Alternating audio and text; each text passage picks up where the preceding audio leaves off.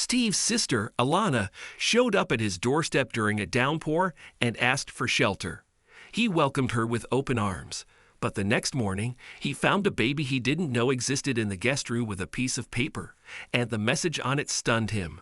Before we continue, please take some time to subscribe to Dailydose, like and share this video with your friends. It might brighten their day and inspire them to do good. Also keep watching because an important lesson awaits at the end of the video. Can I come in? Steve's little sister, Alana, stood on his doorstep. She was soaked from head to toe, but Steve's eyes were wide because no one in his family had seen her for many years. Steve was an honor student who got scholarships for several prestigious offices and now worked at a major corporation, earning tons of money. He had a wife, Lucy, and 2 kids. However, Alana had taken a completely different path. She made no plans to go to college, although their parents tried to urge her. Instead, they had a huge fight, and she ran away from their home to follow her dreams. No one had heard from her, and most people assumed she had moved away from Virginia. Now, Alana was standing on Steve's doorstep, asking to come in, and Steve wouldn't even dream of saying no. Of course, Alana, oh my God, thank God, he stated, his emotions getting the best of him. He was so glad to see her. He wrapped her in his arms with all the love in the world and didn't care that she was wet. She returned the embrace timidly, and he let her go reluctantly after a minute. "Lucy, honey," he called out to his wife, "please, get some towels. My sister is here." His wife came to the living room and was shocked to see Alana, who never even came to their wedding. They made small talk while Alana tried to dry off with the towel, and Lucy also served her a warm cup of coffee. "I'll let you two talk," Lucy said, leaving them alone in the kitchen. "Alana, I'm so glad to see you.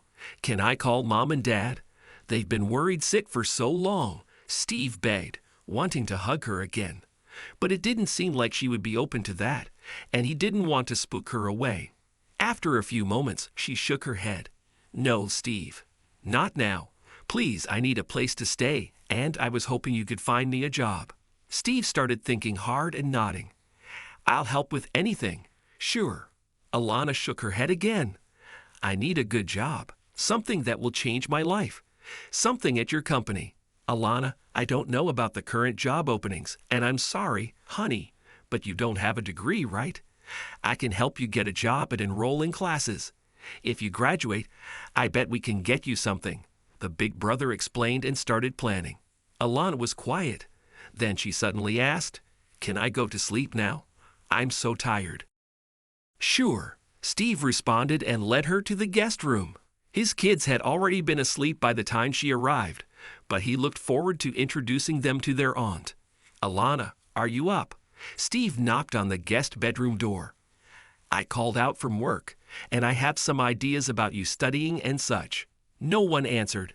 In fact, the room was too quiet, and Steve had a terrible feeling in his gut, so he opened the door and couldn't believe what he saw inside. Alana was gone, although he hadn't heard her leave at all. He would ask Lucy about that later, but he couldn't focus on that. A baby was stirring on the bed, and he had no idea where the baby had come from. "Lucy!" He yelled into the hall as he rushed to the baby, and his wife came running. "Oh my God," she breathed. "Is that Alana's baby?" "I don't know," he replied, taking the baby in his hands and staring at the beautiful face that reminded him so much of his own children at that age. "It has to be." She didn't have him last night, Lucy stated, her hand to her mouth. But her eyes traveled to the bed and noticed something on the bed. She picked up a piece of paper with trembling hands. "It's a message from Alana. Dear Steve, I can't do this. I can't be a mother. I have nothing to offer this baby. He'll be much better if he's in your care. Thank you, and I'm sorry. Alana." They had no idea how Alana had snuck the baby into the house without them noticing, but Lucy said she would be fine raising him as their child. "I love you for that, darling, but I can't lose my sister again. She needs to get her life together, and I have to help her too," Steve told her and grabbed his phone. He had a few contacts in the police department, and he was finally going to use them.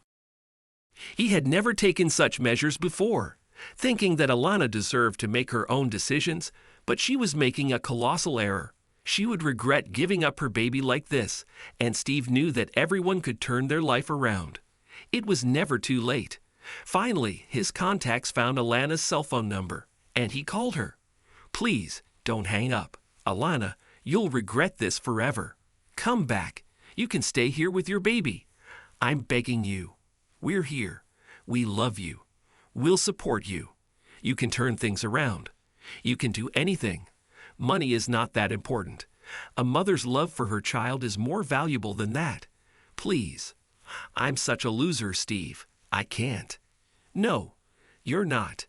You can come here. You can go to school and work, and Lucy and I will help with childcare.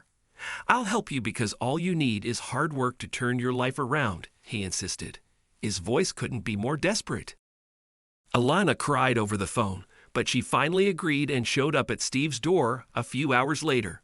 This time, she initiated a tight hug with Steve, and he promised never to let his little sister go astray again. At some point, he asked her how she had snuck the baby into the house. Alana revealed she left the kid in her car earlier and went out when everyone was asleep. Steve shook her head at her sister but didn't say more because they were both safe and sound in his home. After a few days, they called their parents who were glad to have Alana back. They offered her a place in their home, but she decided to stay with Steve and his family. She enrolled in community college classes and started working at the local supermarket. She later transferred to a 4-year university and graduated as quickly as possible while raising her child. Finally, Steve got her an internship at his company, and she slowly started climbing the corporate ladder. When her child, Andrew, turned 6, she was finally in a position to get her own place while dating a rising executive at the company. Years later, Steve gave a speech at Alana's wedding, reminding her that it is never too late to find happiness.